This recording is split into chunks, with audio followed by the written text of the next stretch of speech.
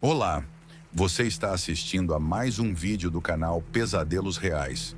Nesse vídeo, você vai ouvir relatos macabros por 30 minutos. Recomendo usar fones de ouvido se possível. Assim você vai imergir muito mais na história. Não se esqueça de curtir o vídeo e se inscrever no canal. Agora se prepare, porque vamos começar.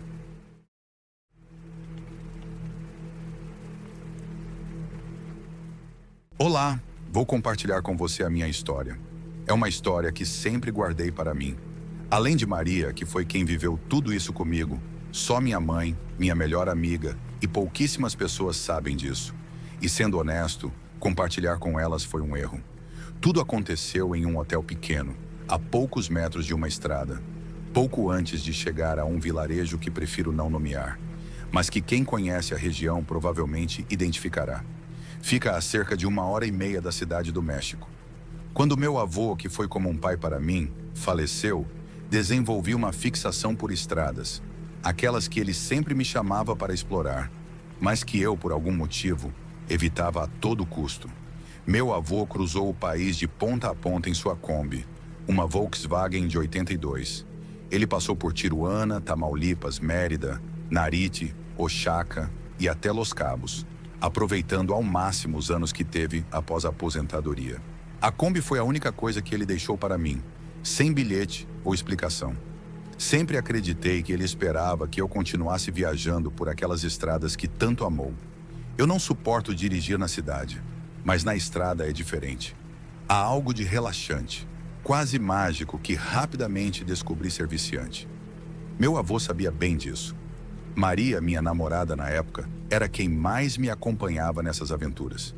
Ela tinha um trabalho que consumia boa parte do seu tempo, mas, sempre que conseguia folgas, se juntava a mim, mesmo sabendo que raramente tínhamos um destino definido. Foi assim naquela quinta-feira, quando tudo aconteceu. Saímos da cidade com um lugar em mente, mas 1 hora antes de chegar, a Kombi começou a trepidar violentamente, como se uma roda estivesse prestes a soltar ou o motor fosse parar de vez. Fiquei nervoso. Diferente do meu avô, eu não conhecia a Kombi tão bem e, além do básico, não entendia muito de mecânica. Reduzi a velocidade e poucos quilômetros à frente, avistamos uma placa desgastada na beira da estrada indicando um hotel. Decidimos parar, descansar um pouco e comer algo. Passar a noite lá parecia uma boa ideia para depois verificarmos o problema da Kombi com calma e decidirmos se continuaríamos ou voltaríamos. Por fora, o hotel tinha um charme estranho. Quartos dispostos ao redor de uma piscina que não parecia ser limpa há anos. As folhas acumuladas na água eram tantas que sequer dava para ver o fundo. Quem sabe tivesse até móveis submersos e ninguém notaria. Não parecia haver outros hóspedes. O lugar estava deserto. Pelo que nos ofereceram, decidimos ficar. O calor era intenso, mas uma garoa começava a cair. Maria perguntou se havia algum restaurante no hotel ou próximo dali. O homem que nos atendeu, provavelmente o único funcionário, respondeu que apenas a cerca de 2 quilômetros, quase no vilarejo. Mas, se quiséssemos, ele poderia preparar algo no próprio restaurante do hotel. Aceitamos, sem imaginar o que isso significava. Ele saiu da recepção e foi até o restaurante, onde acendeu as luzes de um lugar que, como o resto do hotel, parecia abandonado. Já não vem muita gente por aqui, e os poucos que aparecem, quando descobrem o lugar, acabam indo embora, comentou ele. Não demos muita importância. Sinceramente, parecia que ele não tinha a cabeça no lugar. Havia algo peculiar nele, mas era uma pessoa gentil, e estávamos numa estrada movimentada. Não achávamos que estar ali seria arriscado. Se aquele hotel e o senhor estivessem isolados, nunca teríamos ficado. Porém, a situação parecia segura o suficiente. O homem estava empolgado demais. Ficava evidente que não recebia hóspedes havia muito tempo. Enquanto ele destrancava o restaurante, uma pequena sala com 4 mesas, vista para a piscina de um lado e a estrada do outro, a chuva engrossou. Foi quando um carro vermelho parou na recepção. O entusiasmo do senhor beirava a euforia, como se ele mal acreditasse que, numa só noite, haviam chegado 2 carros. Correu para recebê-los. Era um homem de cerca de 35 anos, acompanhado de duas mulheres jovens e muito bonitas. Eles também haviam tido problemas na estrada e decidiram parar ao ver a placa na beira do caminho. A chuva tornava impossível enxergar muito à frente. O dono do hotel estava radiante por recebê-los, talvez relembrando tempos em que aquele lugar não parecia um abandono, digno de um filme de terror. Ofereceu-lhes o mesmo que a nós, um quarto com desconto. Num local como aquele, eles aceitaram. Disse que ia preparar o jantar e, com o consentimento de todos, pediu um pouco de paciência, pois precisaria ir ao povoado buscar o necessário para uma refeição que servisse os 5 hóspedes. Nós concordamos, principalmente porque ele nos trouxe algumas cervejas mornas. Não estavam geladas, mas, pelo menos, não eram tão quentes quanto o ar abafado que combinava o calor extremo com a umidade da chuva. Era melhor que nada. Com o homem no povoado, nós 5 permanecemos no restaurante improvisado. Foi então que as garotas notaram a piscina e decidiram entrar. Nem o homem que as acompanhava, nem minha namorada, nem eu tivemos coragem de segui-las. Evitamos descobrir o que se escondia sob as folhas que flutuavam na água. Ficamos tentando encontrar um interruptor para ligar a iluminação. Apenas uma lâmpada acendia e, mesmo assim, piscava continuamente, apagando-se por vários segundos. As garotas entraram na piscina. Maria e eu ficamos conversando com o outro hóspede. Eles iam para o mesmo lugar que nós. E assim como aconteceu conosco, o problema no carro e a chuva os fizeram parar ali. A coincidência me deixou inquieto. Ainda pensava nisso quando um grito cortou o silêncio. Uma das garotas havia desaparecido por segundos e voltou à superfície gritando, pedindo socorro. Alegou que algo puxou seu tornozelo, tentando arrastá-la para o fundo. Deve ser um galho ou algum tipo de entulho no fundo, sugeri, tentando tranquilizá-la. Ela se irritou. Não sou burra. Sei muito bem diferenciar um galho de uma mão segurando meu tornozelo para me puxar para baixo. Chorava sem parar enquanto sua amiga ria dela. Nadando pela piscina, empurrava as folhas com os braços, tentando mostrar que não havia nada. Repetia que tudo era imaginação, insistindo para que voltasse. Empurrava as folhas com força, enquanto a outra, assustada, tentava fazê-la parar. Não tente descobrir nada. Saia daí agora, estou falando sério. Tem alguma coisa lá embaixo? Gritava a garota, tomada pelo pavor. Quanto mais ela se desesperava, mais sua amiga ria. O clima ficou tenso de verdade quando ouvimos o senhor do hotel, que retornava da loja, gritar de longe. Saia já daí, sua idiota! Berrou ele. Ei, não precisa falar assim com ela, respondeu o homem que acompanhava as mulheres, num tom firme, mas educado. O senhor do hotel o encarou com um olhar carregado de irritação. Ela não pode ficar nessa piscina, afirmou, postando-se à beira d'água, esperando que a jovem saísse. Depois que ela finalmente deixou a piscina, o homem se dirigiu para a cozinha, murmurando palavras incompreensíveis, claramente contrariado. A partir daí, ele não parava de ir e vir, como se quisesse se certificar de que ninguém ousaria voltar para a água. Antes de desaparecer de vista, apagou a luz da piscina e informou que o jantar estaria pronto em 15 minutos, pedindo que todos esperassem em seus quartos. A chuva persistia. Maria e eu fomos para o nosso quarto e acabamos discutindo a relação entre aqueles 3 hóspedes. Eles pareciam próximos demais para serem apenas amigos, mas, claro, não queríamos fazer julgamentos. Apenas nos perguntávamos como algo assim funcionaria. Essa conversa nos distraiu mais do que o incidente da garota na piscina. Para nós, era evidente que ela devia ter se confundido. Não passava pela nossa cabeça que algo real pudesse estar debaixo da água, tentando puxá-la. De repente, ouvimos um barulho do lado de fora. As 2 mulheres saíram correndo, seguidas pelo homem que, embora não corresse, vinha com pressa, arrastando as 2 malas com que haviam chegado. Elas entraram no carro e buzinavam sem parar, como se exigissem que ele se apressasse. Ele jogou as malas no porta-malas de qualquer jeito e acelerou pela estrada. A escuridão era tão densa que parecia ter engolido o carro por completo. Logo depois, o telefone do quarto tocou. Era um modelo antigo, de disco. A voz rouca e firme do senhor do hotel informava que o jantar estava servido. Saímos apressados em direção ao restaurante, tentando evitar nos molhar na garoa que persistia. Acho que eles não vão voltar, né? Vai sobrar comida, comentei ao entrar. O homem levou vários segundos para responder, tanto que achei que não tivesse me ouvido. Já me acostumei com o fato de que poucos ficam até o amanhecer, disse ele, olhando para mim com um sorriso que parecia mais um esforço. Foi aí que percebi, pela primeira vez, quantos dentes faltavam na boca dele. Maria e eu jantamos com alguma desconfiança, mas nossa fome superava as dúvidas sobre a comida. Maria, em sua natureza sociável, tentou puxar conversa com o homem, mas ele só respondia com monossílabos, como quem não queria falar. Depois de um tempo, avisamos que iríamos descansar. O senhor foi até a recepção, apagou todas as luzes e trancou a porta do hotel.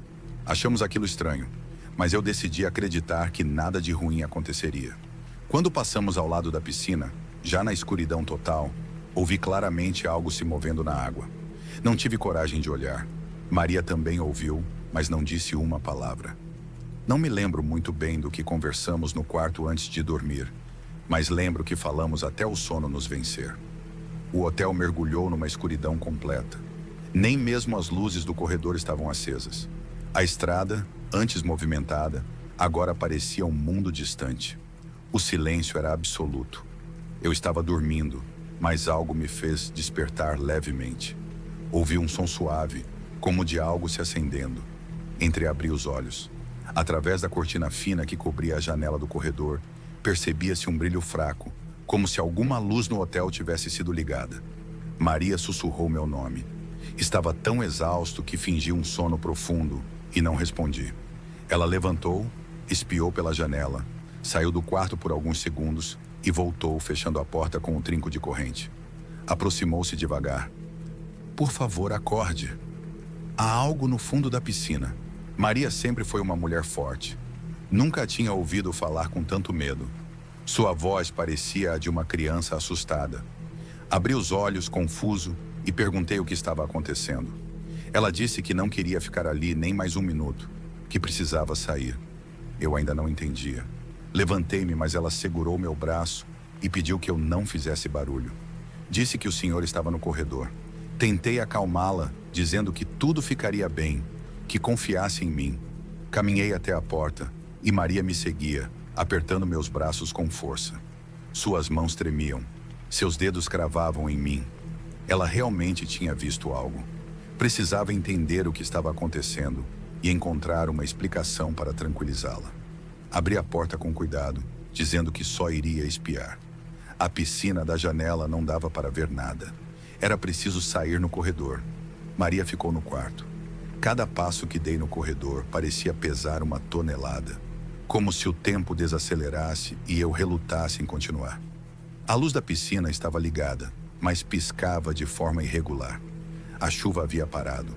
As folhas acumuladas em uma das bordas deixavam o centro da piscina visível, revelando a parte mais funda. Quando a luz acendeu novamente, vi. Havia uma mulher no fundo da piscina. Seu corpo permanecia imóvel e o cabelo longo flutuava emaranhado, como fios submersos na água. Meu coração disparou. Como poderia alguém estar ali? No fundo, as luzes apagaram e no curto instante de escuridão, minha mente buscou explicações.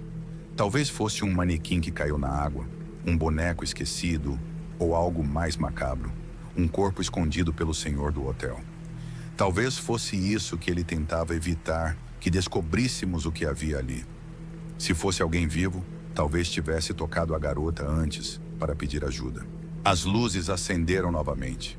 O que vi desta vez me gelou o sangue. A figura no fundo da piscina virou a cabeça em minha direção, como se me enxergasse. Em seguida começou a caminhar. Sim, caminhar, não nadar, para se esconder sob as folhas. Aquilo não fazia sentido. Era impossível. Ao mesmo tempo, vi o senhor subindo as escadas em nossa direção. Sem pensar, corri de volta para o quarto, trancando a porta e empurrando um móvel contra ela.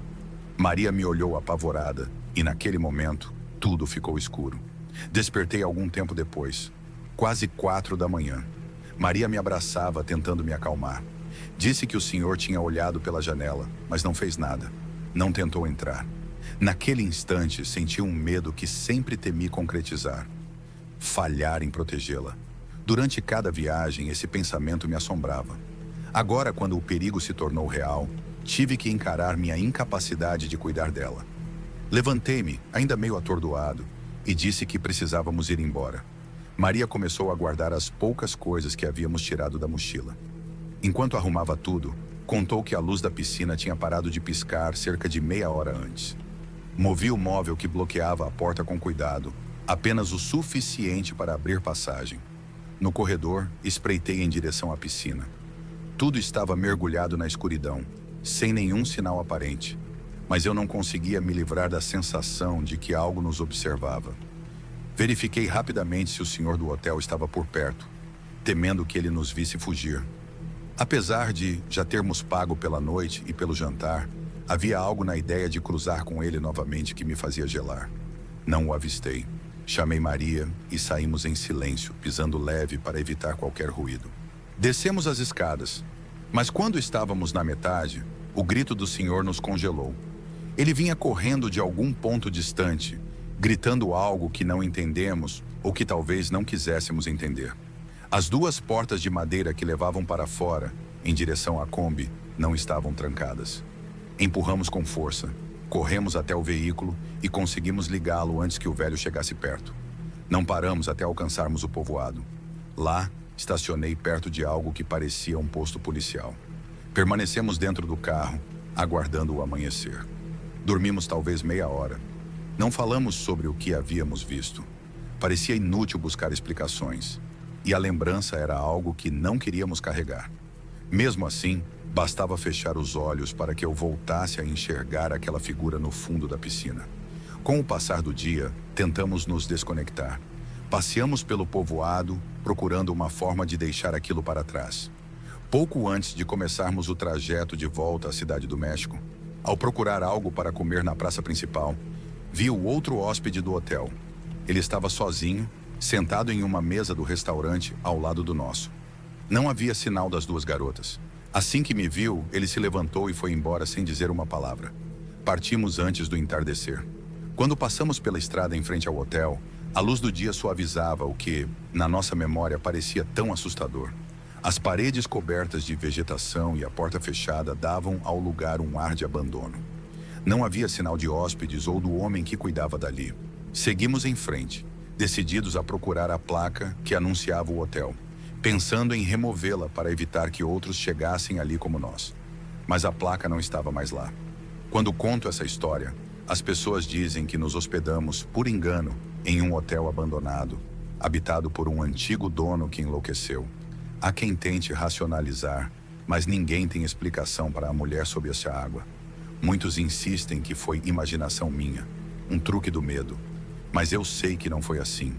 E o impacto que aquilo teve em Maria, depois que a deixei em casa naquela noite, ela nunca mais atendeu minhas ligações ou respondeu minhas mensagens.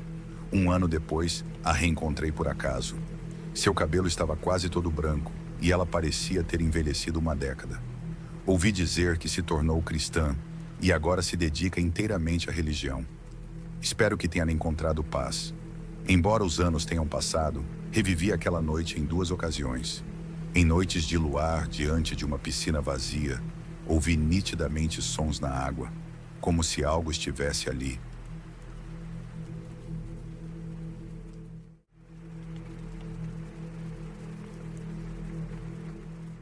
Olá, pessoal. Me chamo Raquel e vou contar a vocês sobre minha experiência no ano retrasado, quando estava voltando de uma visita à família do meu falecido esposo em Mexicali, retornando para Reynosa, onde temos nossa humilde casa. Para quem não é do México, devo explicar que essas duas cidades estão praticamente nos extremos da fronteira norte do país. Por questões de segurança, foi melhor planejar a viagem atravessando os Estados Unidos, viajando por lá com meu carro, indo do Texas até a Califórnia e voltando pela fronteira. Na ida, foi uma viagem tranquila até adiante. Porém, lembro-me bem de como, de repente, já no retorno, comecei a me sentir um pouco mal. No meio do caminho, olhei no mapa e ainda faltava muito para chegar a Elpo, no Texas, e achei que provavelmente encontraria um lugar para jantar e descansar lá. Mas o desconforto foi aumentando. Era como se fosse ter um ataque de ansiedade. Foi então que encontrei um pequeno motel, daqueles tão clássicos que vemos nos filmes americanos. Pareceu-me uma boa ideia descansar ali. Estava no meio do nada, mas por sorte, eles também vendiam algumas coisas para comer. Pensei que seria melhor passar a noite lá e descansar. O lugar era estranho, meio curioso, como aqueles que vemos nos filmes de terror. No mínimo teria histórias para contar depois. Quem me atendeu foi o português, e não pude ver todos os quadros. A decoração lembrava mais um hotel em Oaxaca do que um motel no deserto texano. Havia pinturas muito bonitas de lugares cheios de árvores que me lembravam as ilustrações dos livros escolares. Fiquei encantada com elas, tanto que quase não prestei atenção nas fotografias. 3 retratos muito antigos estavam espalhados pelo corredor, fora dos quartos. Só me lembro que senti que não combinavam com o resto, mas nem cheguei a observá-los com atenção.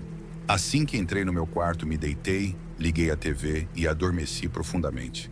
Não sei se estava cansada ou se naquele momento, finalmente a emoção de ter conhecido a família do meu esposo, mesmo sem ele estar mais conosco, me atingiu de uma vez.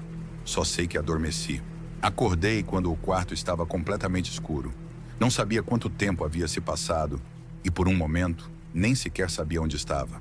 Pensei que estava sonhando porque tinha certeza de que havia alguém no quarto comigo, perto da porta do banheiro, sentada naquela velha cadeira que parecia ser o único móvel do quarto além da cama. Vi o formato de alguém. Vi claramente a forma toda de preto, como se fosse uma pessoa coberta por um manto negro, mas sentada muito ereta. Quando acendi a luz da lâmpada ao meu lado, percebi que era só minha imaginação. Por algum motivo, não conseguia parar de sentir aquela presença. Saí do quarto e senti o calor terrível do lugar. Era um calor peculiar. Havia um vento leve, mas quente, que batia no rosto, e tudo tinha um tom azulado. Estávamos a alguns minutos do anoitecer, mas as cortinas do meu quarto eram tão pretas que pensei que já era noite. Fui até a máquina de vendas para buscar algo que matasse a fome e me lembrei de que havia café na recepção. Ao chegar lá, não havia ninguém, então entrei atrás do balcão e me servi. Voltei para o quarto e, no caminho de volta, observei novamente aquelas pinturas que tinham me encantado. Dessa vez notei algo. Os 3 retratos que achei ter visto, na verdade, não eram retratos. Eram apenas fotos de texturas, sem ninguém nelas. Eram apenas quadros antigos e vazios. Achei estranho porque, há algumas horas, eu poderia jurar que eram retratos antigos. Mas deixei para lá.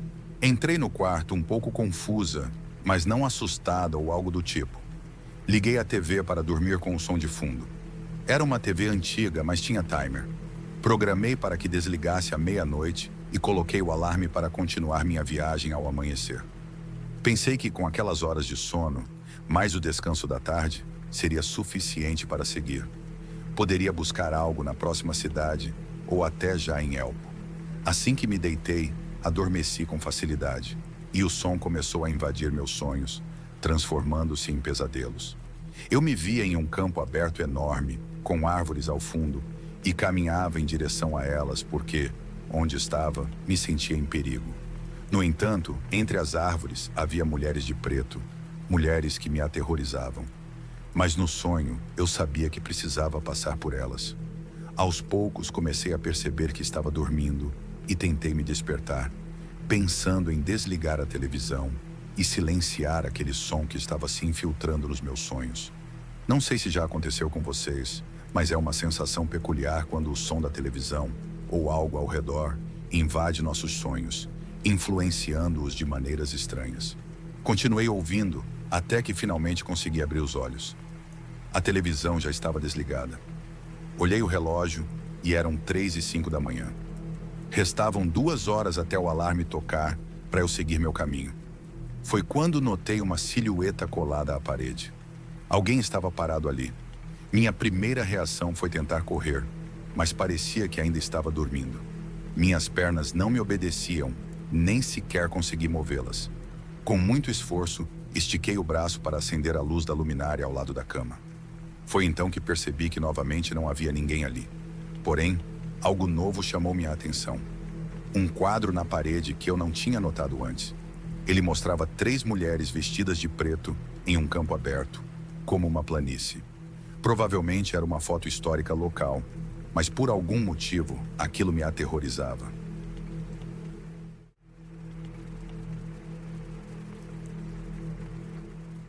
Isso aconteceu na véspera de Natal de 97, quando eu tinha 9 anos. Como somos judeus, não comemoramos o Natal, então a véspera de Natal era como qualquer outra noite para nós. Nosso pai é médico e, por ser judeu, ele sempre trabalha no hospital durante os feriados de Natal. Então, ele não estava em casa naquela noite. Isso nos deixou, eu e minha irmã mais nova, sozinhos durante a noite, enquanto nosso pai trabalhava. Obviamente, nossa mãe também não estava em casa. Ela era alcoólatra naquela época. Com apenas 9 anos, eu não tinha ideia do que era alcoolismo. Tudo o que eu sabia era que minha mãe sempre apagava quando escurecia e era quase impossível acordá-la. Desculpe se isso soa rude ou como informação demais, mas é relevante para a minha história. Minha irmã e eu estávamos na sala assistindo TV quando ouvimos uma batida na janela. Como era o mais velho, fui ver quem era. Nossa porta tinha painéis de vidro que facilitavam ver quem estava do outro lado. Havia um homem vestido de Papai Noel, segurando uma sacola, e, quando me viu, ele sorriu e acenou para que eu me aproximasse da porta. Eu me aproximei, mas não abri. Achei estranho alguém vestido de Papai Noel vir até nossa casa. Ele disse: "Ei, menino, sou eu, o Papai Noel. Deixe-me entrar que eu te dou seus presentes." Eu me lembro de ter dito, sem rodeios, que Papai Noel não existia e que, mesmo que existisse, ele não dava presentes para judeus. Foi então que ele respondeu: "Claro que sou real. Me senti mal por as crianças judias não ganharem presentes. Então, este ano, eu mudei as regras para que vocês também recebam presentes." Eu não acreditei nele e, em vez disso, fiquei bravo, argumentando que judeus recebem presentes, mas os ganham durante o Hanukkah, não no Natal. O riso desapareceu do rosto dele enquanto ele começou a exigir que eu abrisse a porta. Eu disse à minha irmã para ligar para a polícia e o homem pareceu correr para longe. Ligamos, mas, infelizmente, a atendente não entendeu o que estávamos dizendo. Pensando agora, acho que ela pode ter achado que éramos apenas crianças animadas porque Papai Noel tinha vindo até nossa casa. De qualquer forma, ela não nos levou a sério e apenas nos disse que aquele número era para emergências, antes de desligar. Minha irmã e eu ficamos realmente assustados porque não sabíamos quem mais poderíamos chamar. Como tínhamos apenas 7 e 9 anos, os únicos números que sabíamos discar eram o de casa e o da polícia. E, como era nos anos 90, meu pai não tinha celular ainda, e eu não fazia ideia de qual era o número do hospital para contatá-lo lá. Com nossa mãe impossível de acordar, estávamos essencialmente sozinhos. Esperávamos que o homem não voltasse, mas alguns minutos depois, ele estava batendo na porta novamente. Ele disse que sabia que a polícia não viria e ordenou que o deixássemos entrar ou estaríamos em grandes apuros. Minha irmã começou a chorar e correu escada acima, tentando acordar nossa mãe. Sem saber o que mais fazer, fiz a única coisa que fazia sentido para minha mente de 9 anos. Peguei várias velas que tínhamos para amenorar, acendi todas e corri para debaixo do detector de fumaça. Nisso, apaguei rapidamente as velas e as joguei para cima, em direção ao detector. Felizmente, deram fumaça suficiente para acionar o alarme de incêndio. Como adulto hoje, percebo a merda que isso poderia ter dado. Mas felizmente, eu não coloquei fogo na casa. Na época, eu sabia que o alarme de incêndio chamaria automaticamente a emergência e enviaria ajuda para nossa casa. O corpo de bombeiros, que ficava a menos de 2 minutos da nossa casa, chegou bem rápido. Minha irmã desceu as escadas, assustada com o alarme. Mas eu disse a ela que não havia fogo e que era melhor esperar ali comigo. Para minha surpresa, o homem ainda não tinha ido embora. Em vez disso, ele correu até os bombeiros, presumivelmente dizendo que estava feliz que eles tinham chegado. Lembro-me de que ele afirmou ser nosso pai e que tinha se vestido de Papai Noel para nos surpreender. Ele disse que o traje não tinha bolsos para as chaves e que, com a porta trancada, ele não podia abri-la para nos salvar do incêndio. Ele implorou aos bombeiros para arrombarem a porta e, surpreendentemente, eles pareceram acreditar nele. Eles estavam se preparando para arrombar a porta e nos disseram para nos afastarmos. Mas começamos a chorar, gritando que ele não era nosso pai que nosso pai estava trabalhando no hospital e que não fazíamos ideia de quem ele era. Também gritamos que nem comemorávamos o Natal. O bombeiro que estava prestes a arrombar a porta, felizmente, parou e nos ouviu. Eu disse que éramos judeus e mostrei o meu quipá na cabeça, assim como a nossa menorá. Então desabei em choro, explicando como acionei o alarme para tentar pedir ajuda, porque a polícia não acreditava em nós, e pedi que, por favor, não deixassem o homem entrar. O bombeiro acreditou em mim e perguntou ao homem por que ele estava indo em uma casa judaica. Não me lembro exatamente do que ele respondeu, mas os bombeiros claramente não acreditaram nele. 2 deles o imobilizaram no chão, enquanto o outro chamou a polícia para vir até o local. Eles também perguntaram em qual hospital meu pai trabalhava, para poderem informá-lo sobre o que estava acontecendo. A polícia chegou, prendeu o homem e um oficial ficou conosco, até que meu pai chegasse em casa e explicasse a situação. Meu pai ficou furioso com minha mãe por estar bêbada e praticamente dormir durante todo o incidente. Mas, acima de tudo, estava grato por estarmos bem. Quanto aos natais, fiquei feliz em ter o nosso Natal usual, entediante e tranquilo, no ano seguinte. Até hoje acredito que ser judeu salvou minha irmã e eu, porque se tivéssemos aberto a porta, há uma boa chance de aquele ter sido nosso último Natal.